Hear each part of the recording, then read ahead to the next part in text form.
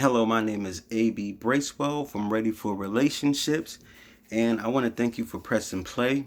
You can go to my website, readyforrelationship.com. That's ready, the number 4, relationship.com.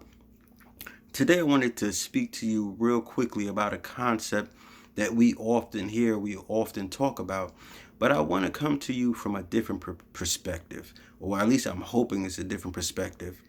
And that's the concept or the idea of self-love. Today, in today's society, in today's world of relationship experts and relationship gurus and life coaches, we hear this term or this concept of self-love being thrown around a whole lot. But I believe that even though it's used so often, I'm led to believe that a lot of people still do not know what it means to love themselves. And a lot of people still don't fully understand the importance of loving themselves. See, this term self-love is used so much in today's society that it's almost gotten to the point of abuse and misuse.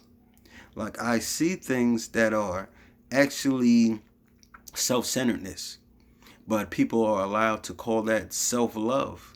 I see things that are self-righteousness, but the term self-love can be slapped on it and it'll be accepted. I see things like someone's taking 100 selfies a day and admiring themselves in their phone all day long, and that can be called self-love in today's society, when in actuality that's vanity. But that's neither here or there, and that has very little to do with the point of this video. What I really wanted to speak about is what we consider self-love and what self-love really is. You see, the world would teach, and some of our most admired relationship advisors would teach, that self-love is about my goals and my desires and my wants and my needs, kind of totally ignoring the needs of others. And that's what we're being taught self-love is, and that's what we have been accepting as self-love. So what I'm about to say might totally rub you the wrong way. It might cause you to stop listening to this video right now, but I implore you that just to hear me out, and tell me what you think. You see, the truth is, self-love is never meant to be about us. The way that we're being taught about self-love these days, for the individual that wants to be in a relationship, the concept and the idea and the interpretation of self-love actually totally takes us in the opposite direction of a relationship. It takes us in a direction of isolation, of independence, of being egotistical, of being selfish. It doesn't take us in a direction of loving someone else and someone loving us. The way self-love is being taught and interpreted these days is not taking us in a direction of sharing our life with someone else. Now, don't get me wrong. I don't think the concept of self-love is wrong. I just believe the way that it's being taught and the way that it's being interpreted has been misused and abused. Listen to this scripture real quick. Love your neighbors as you love yourself.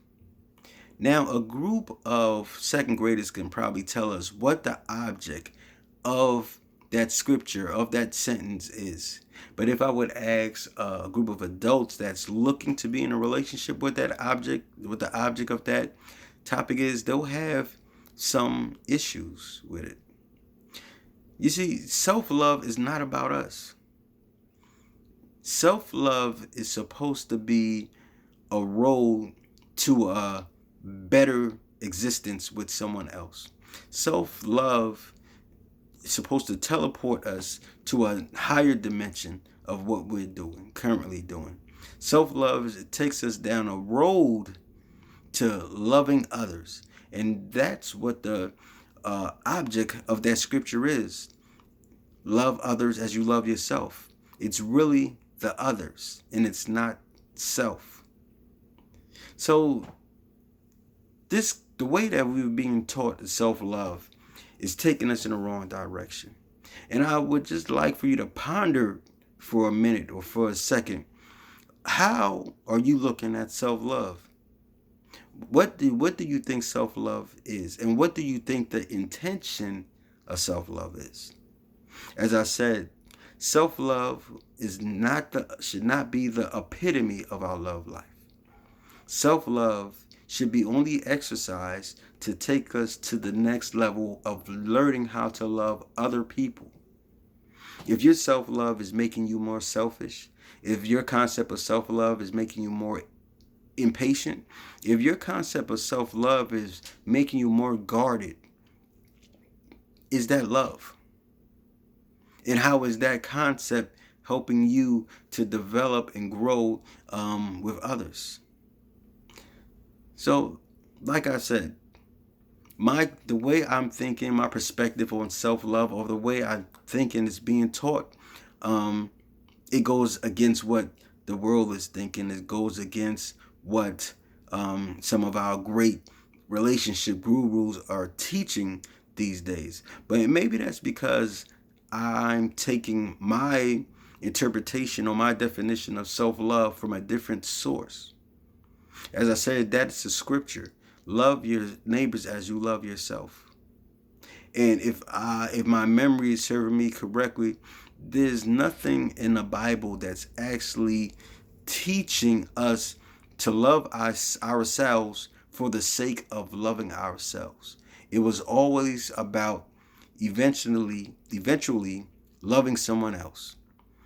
So, just to conclude, if the self-love that you're practicing is keeping you guarded, if the self-love that you're practicing is keeping you isolated, closed in, if the self-love that you're practicing is keeping you withdrawn and pushing others away,